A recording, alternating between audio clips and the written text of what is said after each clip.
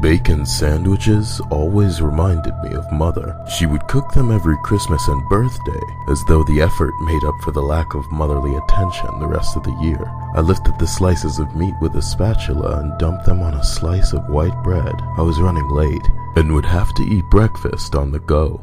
I hadn't seen my mother in quite some time. Since I moved into my studio flat 2 years prior, our already strained relationship had grown even more distant. I didn't mind the lack of contact. I was used to my own company, and my job kept me pretty busy. I stepped off the bus and brushed the crumbs from my tie. I made my way across the supermarket car park and into the shop foyer. I'd been working as a photo sales assistant at Happy Snaps for almost 3 years. Happy Snaps was a photograph development company. Nothing big, but we had a few outlets and supermarkets across the county. It wasn't the fanciest of jobs, but it was easy and the pay was okay. My daily duties had become second nature. I could perform them on autopilot without thinking. Take the order, process the prints, place them in the waiting rack, customer comes to collect. Half of my shift was spent taking orders at the till, and the other half was spent in the development room. That was the part I liked the most. There was something exciting about looking at a customer's private photos. Often they were boring shots of scenery, but we'd see a lot of photos of couples or families. Those were my favorites. I liked studying their expressions and guessing the relationships between them. Mostly they were all smiles and happiness, but that's the thing about photos. They're a false memory. My day began and drew to a close like any other. I was busying myself tidying the counter when a couple approached my desk. "I'd like a 1-hour print on these, please," said the guy, handing me 2 disposable cameras. "Sir, the store closes in 45 minutes, I replied. My supervisor had already left, and I was looking forward to a quiet hour before heading home. "Come on, sport," he said. "I'm sure you can get these done for me." I met the man's twinkling eyes and took in his dark features. Something compelled me to do as he asked. "Sure, no problem." I took the cameras and charged his credit card. He wandered away with the girl as I headed to the development room. Disposable cameras are pretty easy to process, and it wasn't long before I was soaking their prints in development fluid. I decided to wait at the counter while the prints were drying, and at 10 to 5, I headed back to the development room to collect their order. Each image was of the girl that accompanied him. I hadn't given her much thought earlier, but now she had me fascinated. In each photo, she was posing in her underwear. In some, she was standing, facing the camera, and in others, she was bending over a bed. In the last 3, she was topless and smiling at the camera. I lingered over those photos for a few moments, taking in her brown hair and slight frame. Her eyes looked kind and eager. I couldn't help but warm to her. I packaged the prints and headed to the counter where the couple were already waiting. The girl looked down at her shoes, and I handed the prints to the guy. He winked and said thank you before leading her out of the store. I gathered my things and locked down my section before heading off to catch my bus. When I arrived home later that evening, I opened the fridge and surveyed the dismal contents inside. I fixed myself some noodles and a cup of juice and carried my dinner over to my desk. Most of my evenings were spent this way, eating at my desk, reading comic books. Comics had been my biggest passion ever since I was a child, and I took pride in my collection. I spent hours each night getting lost in the fantasy of superheroes and their daring deeds. I would lose track of time as the hours blurred together, until my bedside clock would remind me that I had to catch a few hours sleep before work. As I lay in bed that evening, my thoughts drifted to the girl in the photos. She was much younger than the guy who ordered the prints. I wondered what she saw in him. I imagined him removing her clothes and encouraging her to pose for him. That thought made me nauseous, but it wasn't long before I fell into an unsettled sleep. By Friday that week, I'd forgotten the strange man and the girl in the photos. It was mid-afternoon and I was knee-deep in orders because my supervisor had called in sick. I had just served a woman with a pair of unruly twins. They had knocked a display of leaflets onto the floor, so I made my way around the counter to clean up their mess. As I knelt down to gather the leaflets, I noticed two figures approach the counter. "1 hour print of these, please, sport," said the guy, staring down at me. I recognized them instantly as the couple from earlier in the week. I walked back behind the till and noted that he'd placed another 2 disposable cameras on the counter. "Sure," I said, and rang up the price on the till. He pulled a wallet out from inside his jacket and handed me a card. "Thanks, sport," he said. I noticed a flash of something in his eyes when he spoke. I didn't care for the way he called me sport. I turned my attention to the pretty brunette at his side. Her eyes were lowered, and she dutifully followed as he walked away from the counter. I placed their order in the to-do tray and left a bell on the counter for customers to ring before heading to the development room. We were supposed to process prints in the order they came in, but as my first set of photos were drying, curiosity got the better of me. I reached for the 2 disposable cameras. I worked quickly and carefully, and after half an hour I had their prints soaking in fluid. When the images were finished, I flicked through them one by one. The theme was much the same as before. All the photos were of the girl, but this time she was completely naked. In some photos she was standing upright, and in others she was contorting her body in all manner of suggestive poses. I lingered over each one, excited by her pert breasts and full pink nipples. Her eyes were as kind as I remembered them, but this time they shone with something else. Anticipation, I guessed. After looking through the photos a few more times, I packaged the prints and finished processing my other orders. Normally I enjoyed this part of the job, but the shots of families and happy couples were failing to interest me the way they usually did. My thoughts kept drifting back to the girl in the photos. Were they lovers? Was he paying her to pose like that? I doubted it. She seemed to lack the kind of experience that would come with prostitution. I packaged the rest of the orders and carried the tray back to the counter. The rest of the afternoon dragged, and I found myself keeping watch for the girl and her dark-haired companion. 5 o'clock drew near, and it wasn't until I was locking up for the day that they reappeared at the counter. "Thanks, sport," said the man as I handed him his prints. I noticed that he wore too much gel in his hair. He winked at me and I felt myself growing irritated by his arrogance. I watched as they walked away, noticing the girl's cotton sundress clung to her body. Throughout the next month, the couple returned once or twice a week. I began looking forward to their visits. Although I didn't care for him, I began to grow fond of the girl. She had grown bolder around me, meeting my gaze across the counter. The photos had grown bolder too. The guy always bought 2 disposable cameras, and I found myself taking special care when developing their orders.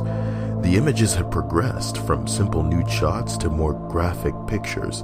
In most of them, she was lying on a big bed with her legs spread wide, using her fingers or various toys to pleasure herself. I was intrigued to note that the small crop of hair between her legs had vanished in favor of a smoothly shaped pussy.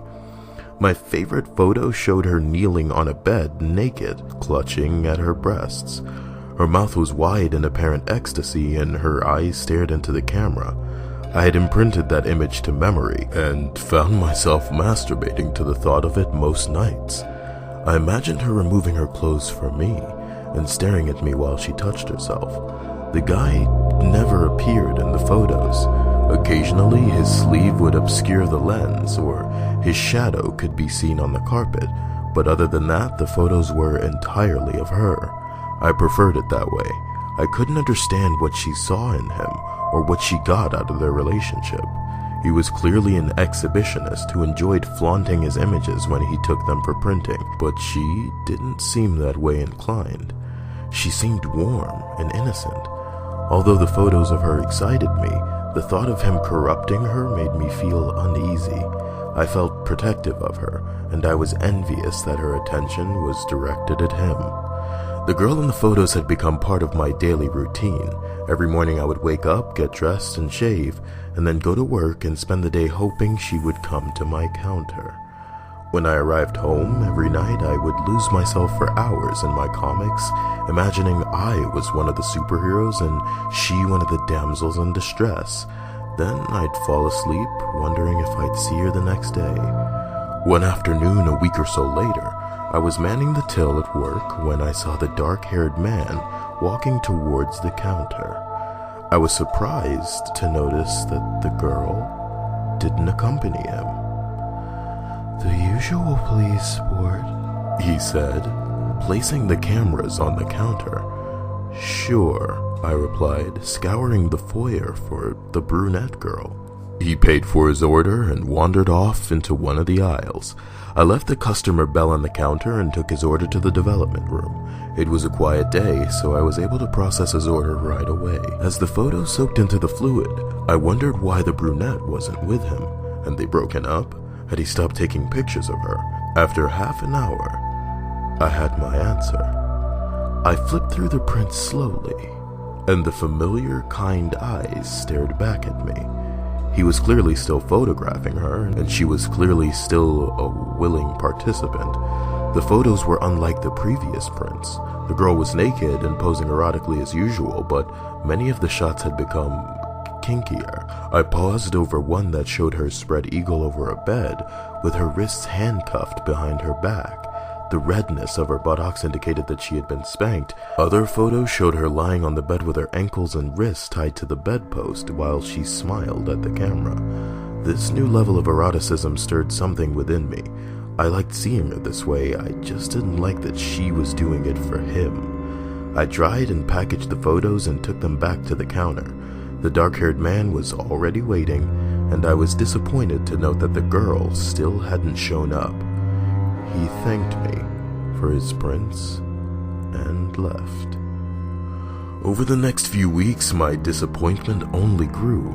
The guy would still turn up to order the prints, but the girl never came. The photos had grown kinkier, and my yearning to see her intensified with each new order. In some shots, he had bound her with rope in such a way that her breasts had been forced upright and were swollen and purple. In others, she was face down on the bed with deep welts across her back, and a bullwhip lying beside the bed signified that she had been flogged. If it hadn't been for her smiling at the camera, I would have been concerned for her safety. I found myself thinking about her more and more. My sleep had deteriorated. Whenever I closed my eyes, I saw his smug face and glinting eyes. My dreams were plagued with images of her bound and smiling for him. I awoke one morning, dazed and covered in sweat. I reached towards my nightstand and grabbed my watch. It was early, but there was no point in going back to sleep, so I began to get ready for work. I hadn't seen the dark-haired guy in several days, and I guess he'd probably show up before the week was out. I arrived at work a few hours later to discover a large amount of orders in the to-do tray, so I busied myself in the development room. After a few hours, my supervisor left for lunch, and I headed out to man the till. A few minutes later, I noticed a familiar figure crossing the foyer. He walked towards me and placed his 2 cameras on the counter and paid, all without saying a word. This had been a routine for us. There was no need for formalities. I left the bell on the counter, eager to process his order.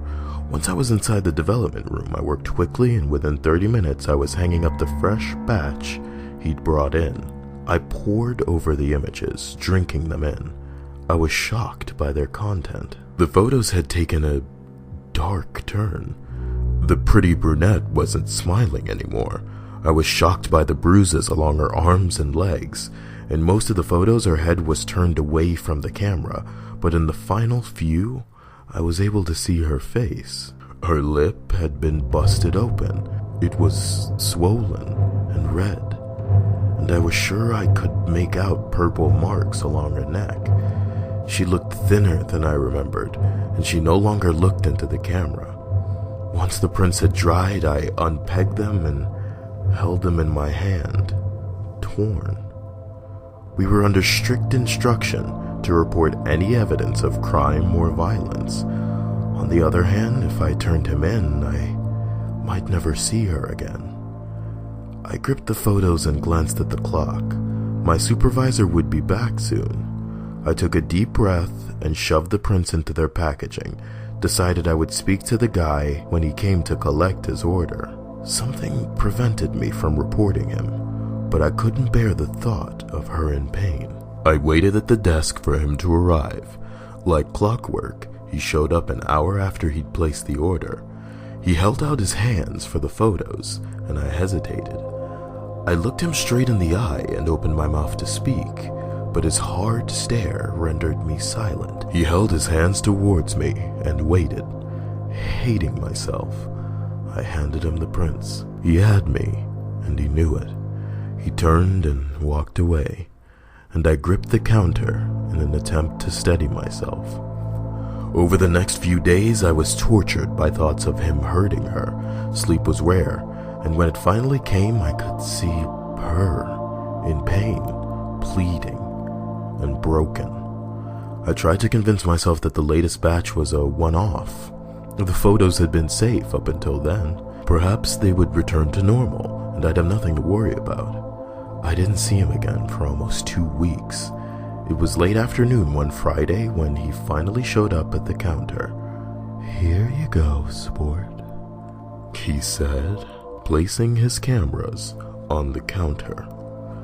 I had already decided that if the photos didn't return to normal, I would report him to management. I handed him his receipt and watched as he walked back across the foyer. With an uneasy feeling in my gut, I carried his order to the development room. Unlike my usual eager self, I took time processing the order.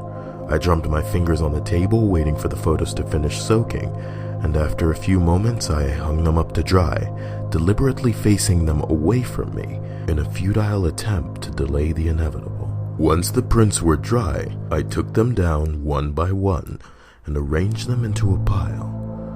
With trembling hands, I flicked through the photos. At first, the shots were much the same as before. The girl was bound and contorted, with deep bruises along her back and limbs. Again, she wasn't looking at the camera. The photos became more and more horrifying, and each new image revealed a darker bruise or a new scratch. As I came to the final few photos on the reel, my chest tightened.